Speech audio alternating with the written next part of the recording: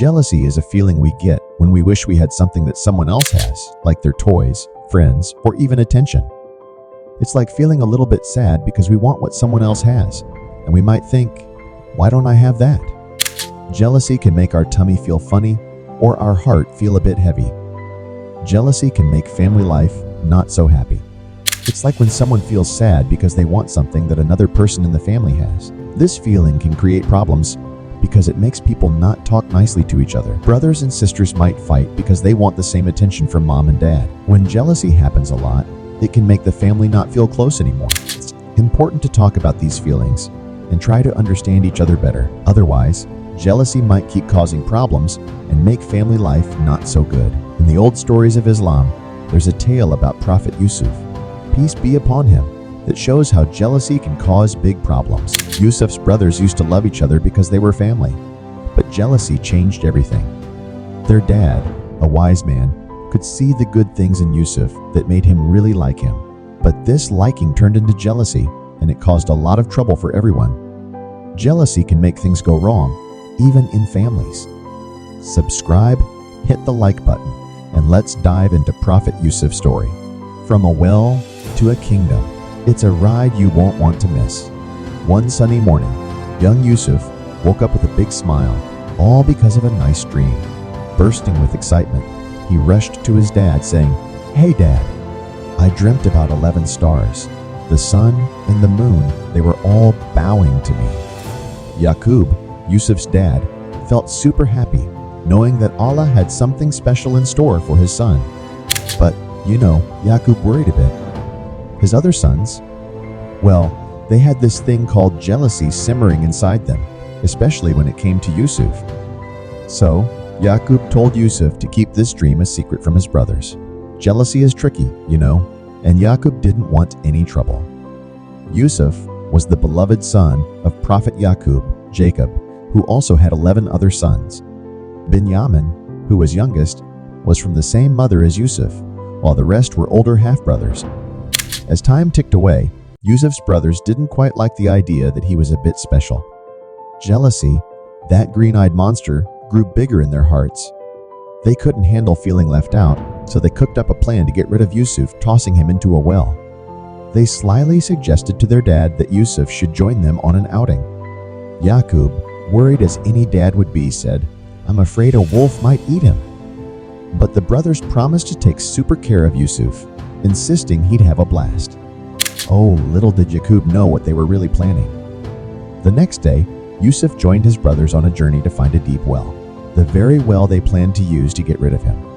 When they arrived, pretending to be thirsty, they lured him close, grabbed him, and took off his shirt.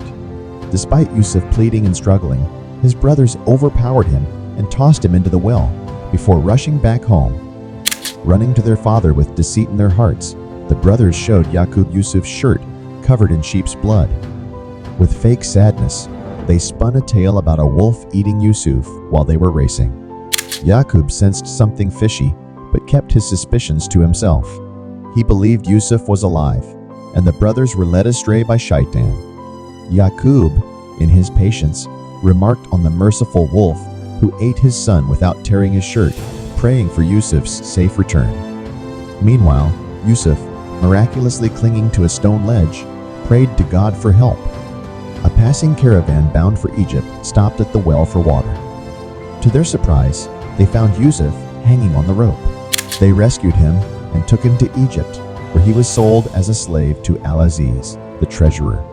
Though childless, Al-Aziz was captivated by Yusuf and instructed his wife to care for him as a son or use him as a slave. Growing into a handsome and wise young man, Yusuf gained God's exceptional knowledge. Al-Aziz, impressed by Yusuf's honesty, placed him in charge of his household. Yusuf faced another trial when Zuleika, Al-Aziz's wife, became infatuated with him. Her desire for Yusuf grew, leading to a challenging test for Yusuf's integrity and faith. One day, with her husband away, Zuleika closed the doors and called Yusuf to her. Fearing Allah, Yusuf refused, seeking refuge and explaining that Allah had provided him with a good home, and wrongdoers wouldn't succeed. Trying to escape, Yusuf turned away and rushed towards the closed door. In desperation, Zuleika chased him and grabbed his shirt, causing it to rip. Just then, Al-Aziz entered.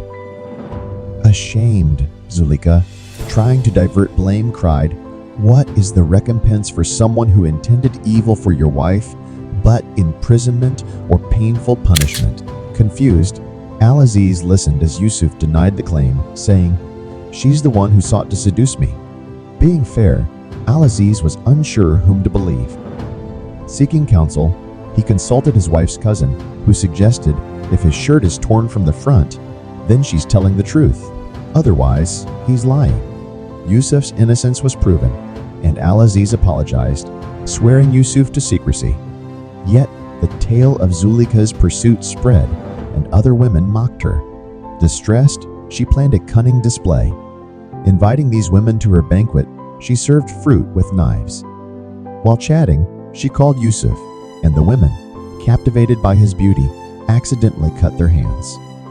Seizing the moment, Zuleika revealed Yusuf as the man she was blamed for and warned him of imprisonment if he denied her again.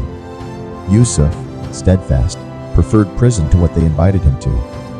Convinced by Zuleika, Al-Aziz imprisoned Yusuf to safeguard honor and prestige.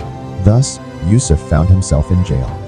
While Yusuf was in jail, he discovered a special talent interpreting dreams. Two fellow prisoners, amazed by his goodness, approached him with their dreams.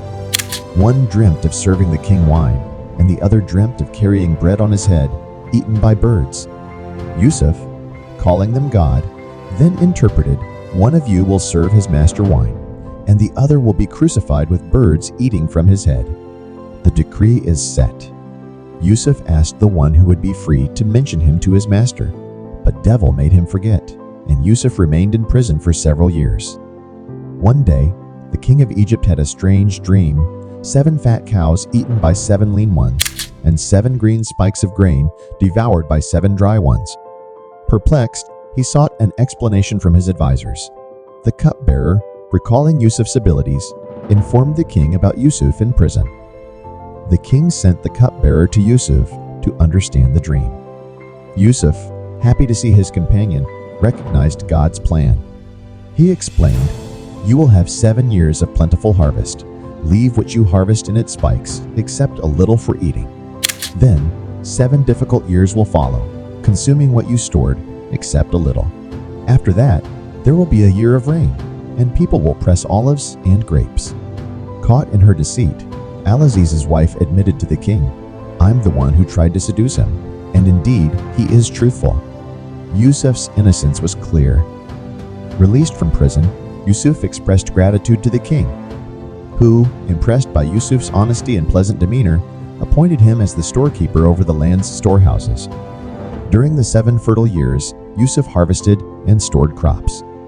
As the years of famine approached, even Yaqub's household in Canaan felt the pinch. Yaqub sent his sons, except Binyamin, to Egypt for provisions. Recognizing his brothers, Yusuf provided for them, but kept his identity secret. He casually asked about their family, and they shared details about their home in Canaan and their father and brother. Yusuf told them to bring their younger brother next time for further provisions, placing their payment back with their supplies as an incentive to return. The brothers returned home, telling Yaqub, "Father, they won't give us more provisions unless we take our brother. We promise to protect him."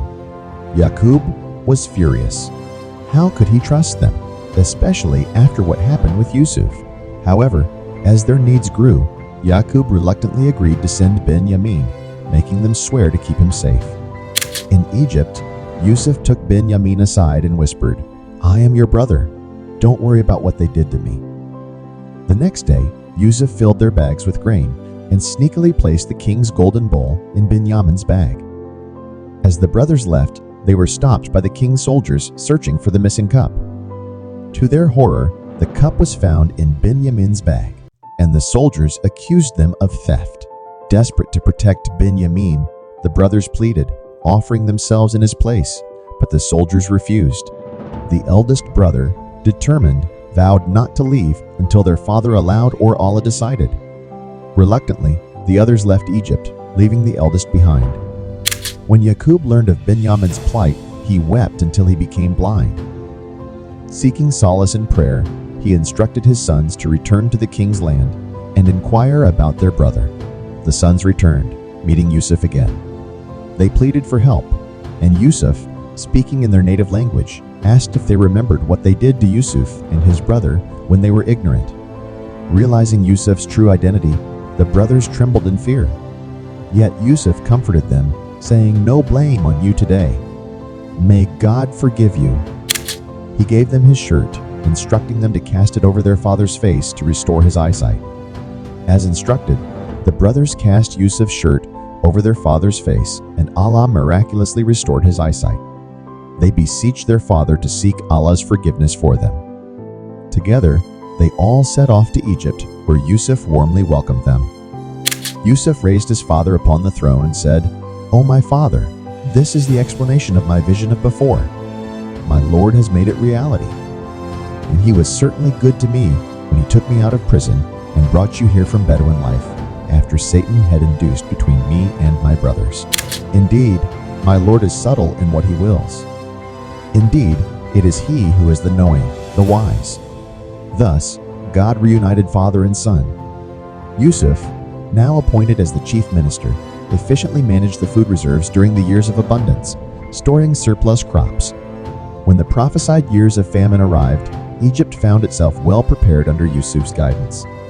People from all over came to Egypt seeking food, and Yusuf, with his strategic planning, not only saved Egypt from the famine, but also became a symbol of wisdom and benevolence.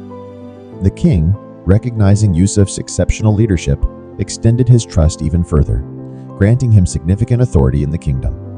Yusuf's reputation spread far and wide, drawing admiration from the Egyptian people and beyond. His fair and just rule during the challenging times of famine elevated him to a position of great influence. As the years unfolded, Yusuf's wisdom and administrative prowess continued to shine. The king, impressed by his capabilities, eventually conferred upon him the title of the king's right-hand man, effectively making Yusuf the ruler of Egypt. Yusuf governed with justice, compassion, and an unwavering commitment to the well-being of the people. Under his rule, Egypt prospered, and Yusuf's reputation as a wise and compassionate leader reached neighboring lands. His governance not only secured Egypt's prosperity during the famine, but also established a legacy of justice and fairness. Yusuf's story teaches us the importance of patience, perseverance, and trust in the divine plan, even in the face of adversity. And so, the once-forgotten son, thrown into a well by his own brothers, emerged as the wise and just ruler of Egypt. Yusuf's journey from the depths of the well to the throne exemplifies the profound wisdom of Allah's plans. His story is a testament to the virtues of patience, trust, and steadfastness in the face of trials. As Yusuf governed Egypt with compassion and fairness, the people flourished under his rule. His brothers, who once harbored jealousy and committed injustice, now stood before him, seeking sustenance during the years of famine. Recognizing Yusuf, they were humbled and remorseful. Yusuf, forgiving and gracious, chose not to seek revenge, but to reunite with his family. The emotional reunion with his father, Yaqub, and his brothers marked the fulfillment of a divine plan that transcended the trials and tribulations of the past. In sharing the story of Prophet Yusuf, we unravel timeless lessons of resilience, forgiveness, and the ultimate triumph of good over adversity. Let us reflect on the wisdom ingrained in this tale, reminding us that even in the darkest of wells, there exists a path to the brightest of thrones. Thank you for joining us on this journey through the captivating narrative of Prophet Yusuf. If you found this story inspiring, don't forget to like, subscribe, and share. Until next time, may the wisdom of Yusuf's tale illuminate our paths and guide us towards the light of understanding and compassion.